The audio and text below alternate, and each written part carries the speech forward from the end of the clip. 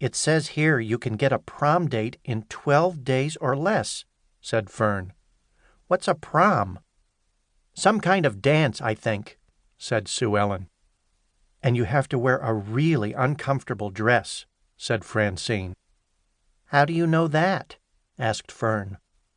"I heard Catherine talking about them. Lots of times the dress won't even fit in a regular car. You have to take a limousine." "That could be fun," said Sue Ellen. Francine shuddered. "Not if you're uncomfortable. I'll bet you anything that those dresses itch, too." Fern and Sue Ellen nodded. "Did I hear someone mention dresses?" asked Muffy, who had just come outside with Jenna. "Uncomfortable dresses," said Francine. Muffy wasn't listening. "Is that Popular Girl?" she gasped. The other girls nodded. "I can't wait till I'm old enough to know what they're talking about," said Muffy. "Then I can do everything they say." She pointed to a picture of a girl in a shiny green and orange striped mini dress.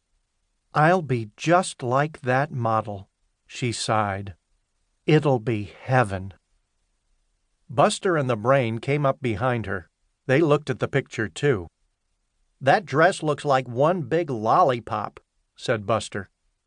"An all-day sucker," the Brain added. Muffy rolled her eyes. "As if you two know anything about fashion." Francine flipped through a few more pages. "Here's a quiz," she said. "How likable are you?" "Let's take it," said Muffy. "I heard these tests can tell you a lot about yourself. Here, everyone take a piece of paper to write down your answers."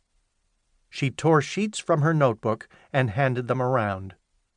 Arthur, Buster, and the Brain laughed as they took their sheets.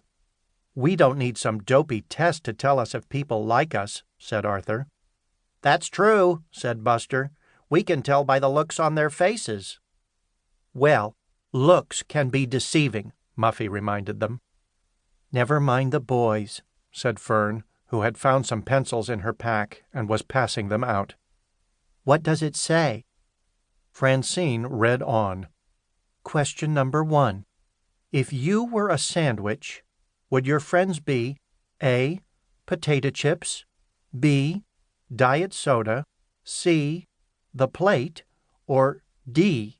Hungry? "Definitely potato chips," said Arthur. "I agree," said the Brain. "This test is making me hungry," said Buster. "Did anybody bring a snack?" The girls all ignored them and wrote down their answers. Francine read the next question. If you could bring one thing to a desert island, would it be A. Your telephone, B. Your mirror, C. Your 10-speed blow dryer, or D. Your kitchen? "This one's harder," said Fern. Francine bit her tongue in thought before making her choice.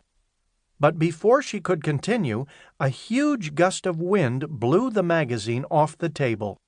It spun end over end and landed in a mud puddle. "Is it still readable?" Fern asked anxiously. Francine ran over and picked up the soggy, dripping bundle of glop. "Sorry," she said. "I don't think this patient is going to make it." She dropped the magazine into the trash can. "Oh, well," said Sue Ellen. "That's the end of that."